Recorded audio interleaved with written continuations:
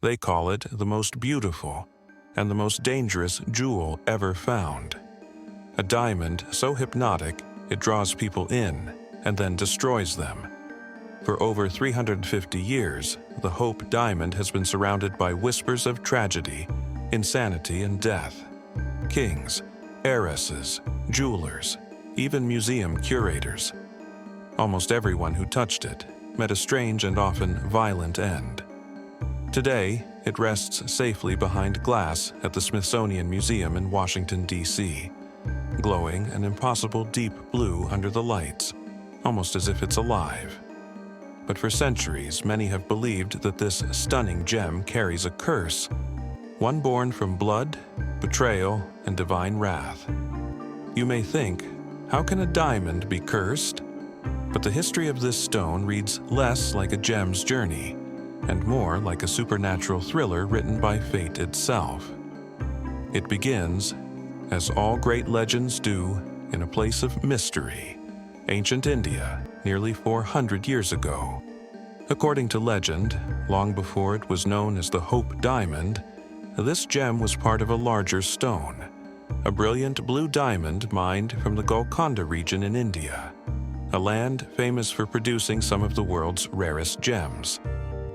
The story says the original stone was about 112 carats, dazzling in color and clarity. But its beauty came with a dark secret.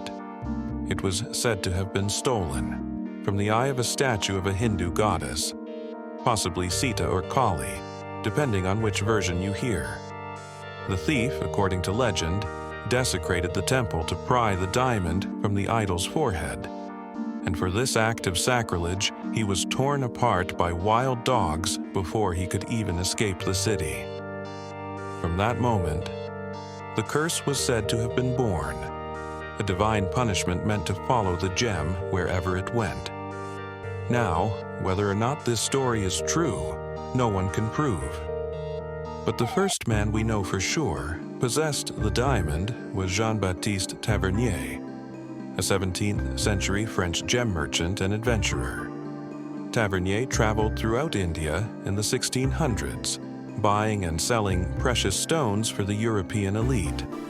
He claimed to have purchased the massive blue diamond around 1666, the same year, ironically, as the Great Fire of London. He brought it back to France, where it captured the attention of King Louis XIV, the Sun King himself. Louis was obsessed with grandeur, with gold, art, and anything that made him shine brighter than any other monarch. And when he saw Tavernier's diamond, he had to own it. Louis XIII bought the stone, had it cut into a smaller, more symmetrical shape, around 67 carats, and had it set into a royal piece of jewelry known as the Blue Diamond of the Crown. To him, it symbolized power, wealth, and divine right. But power always comes with a price. Soon after Tavernier sold the diamond to the king, his luck began to unravel. He fell out of favor with the royal court, his business collapsed, and depending on which account you believe, he died in poverty, or was torn apart by wild animals during his final trip to Russia. It's hard to tell where fact ends and legend begins, but one thing is certain.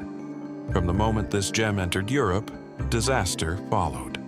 Louis XIV himself, once the image of divine monarchy, lived long enough to see his empire weaken, his family torn by illness and scandal. His descendants would fare even worse. By the time the French Revolution struck in 1789, the Blue Diamond of the Crown had become a symbol of royal excess and a target for revenge.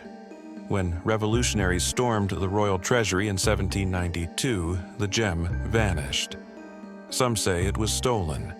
Others claim it was deliberately hidden by loyalists trying to protect it.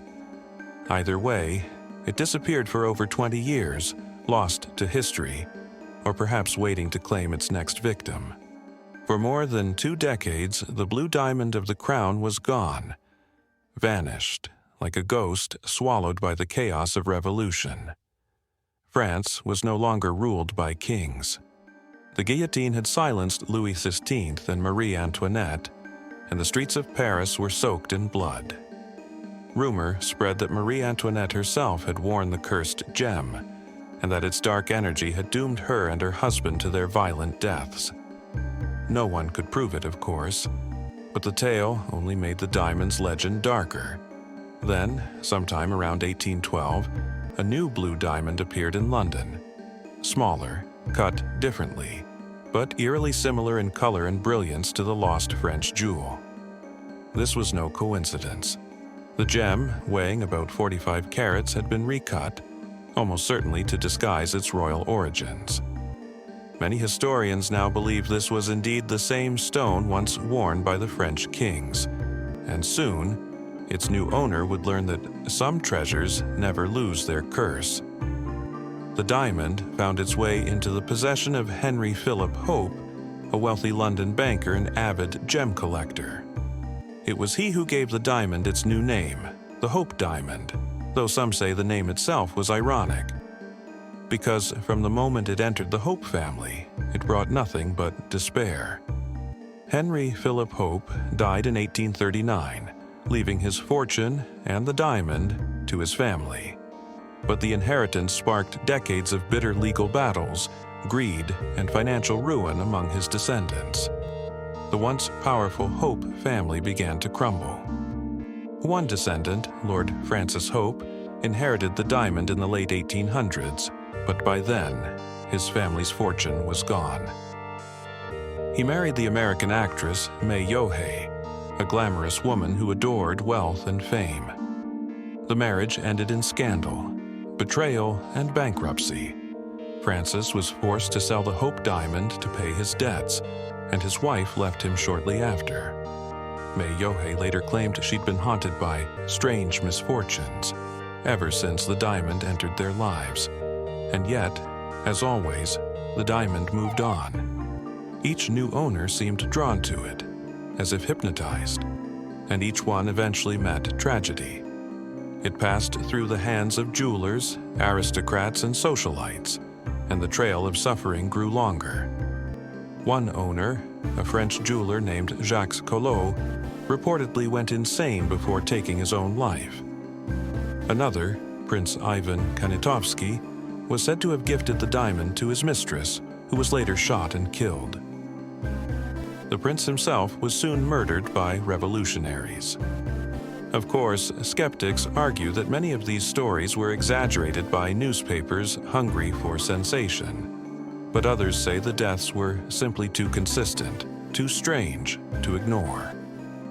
By the early 20th century, the Hope diamond had gained a reputation as a jewel that kills, and yet it still captivated the rich and the reckless. Its next owner would bring the curse to a new continent and make it famous around the world. In 1911, the Hope diamond was purchased by one of the most famous jewelers in the world, Pierre Cartier of Paris. Cartier knew the diamond's dark history, but he also knew something else. In America, mystery sells. He set his sights on one of the richest women in the United States, Evelyn Walsh McLean, a Washington, D.C. socialite and heiress to a mining fortune. Evelyn loved rare jewels, the more eccentric the better. When Cartier told her the diamond's haunting backstory, the temple theft, the royal beheadings, the trail of madness and death, she was captivated. Cartier's timing was perfect. He presented the Hope diamond as both a luxury and a dare. He told Evelyn, "Every woman who has ever owned it has suffered misfortune. Perhaps you will break the spell." Evelyn smiled and bought it. For her, the curse was a challenge. She even joked that she wanted to test the legend. But soon, her laughter would fade. At first, the diamond seemed to bring joy. Evelyn wore it to grand parties, the gem glowing like midnight fire under chandeliers. It became her signature piece, a symbol of her wealth and defiance. Yet behind the glittering facade, tragedy crept in. Her mother-in-law died unexpectedly. Then her young son, Vincent, was struck by a car and killed at the age of 9. Her husband, Ned McLean, descended into madness and scandal, his behavior increasingly erratic. He was later declared insane and confined to an asylum, where he died alone. Evelyn's daughter died of a drug overdose at just 25, and through it all, Evelyn continued to wear the diamond, even to funerals. She once said, "Bad luck has followed me, but I still love it." When she died in 1947, her once vast fortune was gone, and her remaining jewels, including the Hope diamond, were sold to pay off debts. The buyer? Harry Winston, another legendary jeweler from New York. Winston, unlike the others, seemed untouched by the curse. Perhaps he was careful, or perhaps the diamond had simply grown tired of claiming lives. He owned it for nearly a decade, using it for exhibitions and charity events. Then, in 1958, Winston made a surprising decision. He donated the Hope diamond to the Smithsonian Institution in Washington, D.C. He didn't use a vault or guards or even insurance. He mailed it in an ordinary brown paper package by U.S. Postal Service. The story made headlines. The world's most famous cursed diamond sent through the mail.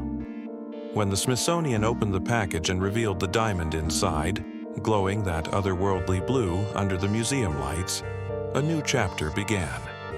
Since then, millions of people have come to see it, safely encased behind bulletproof glass, rotating slowly, as if still alive. Scientists have studied it. Historians have traced its every movement.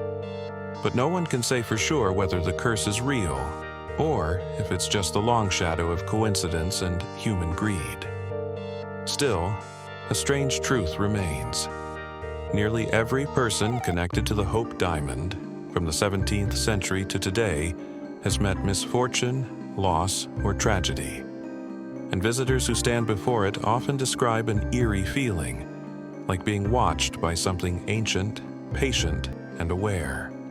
For centuries, people blamed the Hope diamond's tragedies on a supernatural curse, a vengeance that crossed oceans and centuries. But in the modern age, scientists began to ask a different question. Could there be a rational explanation for this curse? When Harry Winston donated the gem to the Smithsonian in 1958, the museum's researchers finally had a chance to study the Hope diamond up close. What they found was both fascinating and unsettling. Under normal light, the diamond appears a rich, deep blue, one of the rarest colors in the natural world.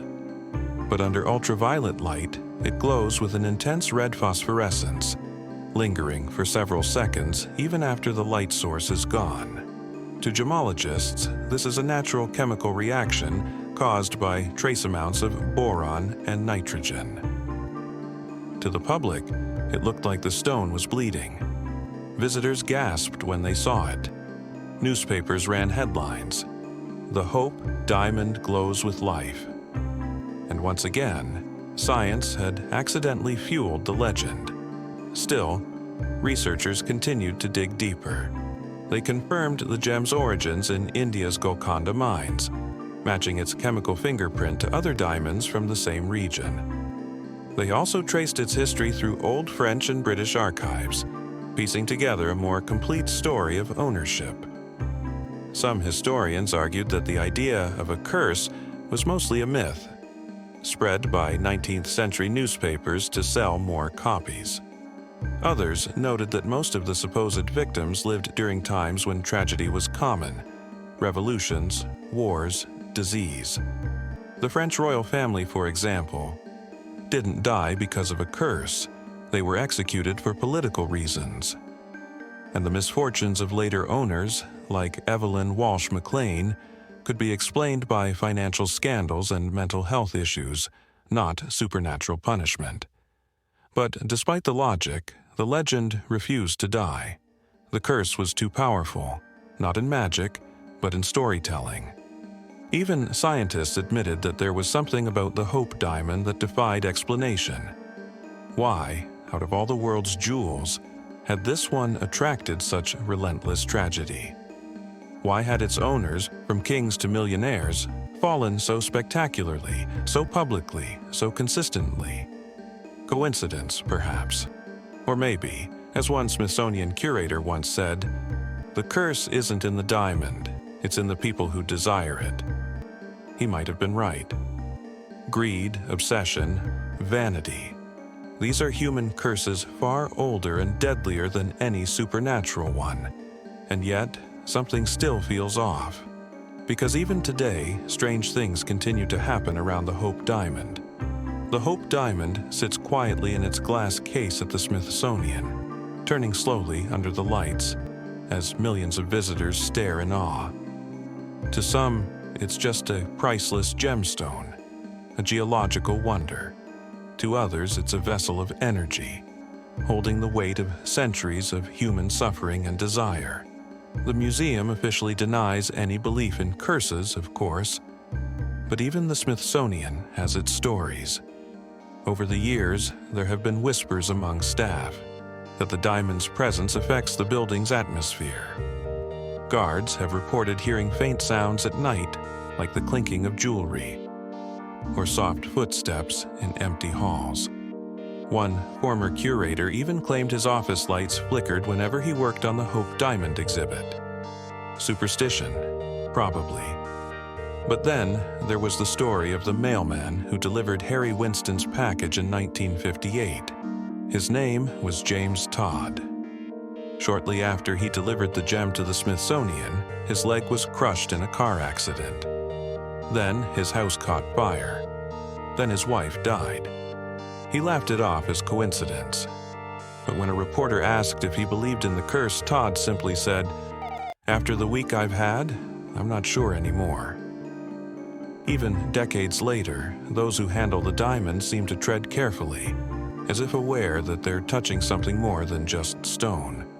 And perhaps that's what makes the Hope Diamond truly cursed. Not because it kills, but because it reminds us of the cost of desire. From a temple thief in India to French kings to American heiresses, it has passed through human hands that sought power, beauty, and control, only to be undone by them. It's as if the diamond itself reflects not just light, but human weakness. Today, behind bulletproof glass, the Hope Diamond shines on, brilliant, cold, eternal. It draws people to it like moths to a flame, just as it always has. Scientists can explain its color, its glow, its origin. Historians can trace its owners, their tragedies, their fates. But no one, not even the most rational mind, can explain its presence. Stand in front of it, and you might understand. The air seems heavier. The blue light almost hums. It feels as if the diamond is aware of you, quietly observing, remembering, waiting. For centuries, people have feared that the Hope Diamond carries a curse, but maybe the truth is far stranger. Maybe the curse is not that it destroys those who own it, but that it makes them want to. So what do you think? Is the curse of the Hope Diamond real, or just a long string of coincidence and human greed? Have we finally tamed the darkness behind its beauty, or is it still watching, waiting for the next person bold enough to claim it? Let us know your thoughts in the comments. And if you love uncovering the hidden stories behind history's greatest mysteries, from ancient tombs to cursed treasures, subscribe to Mystery Fact File for more journeys into the strange and unexplained. Because sometimes, the past doesn't stay buried. Sometimes it sparkles.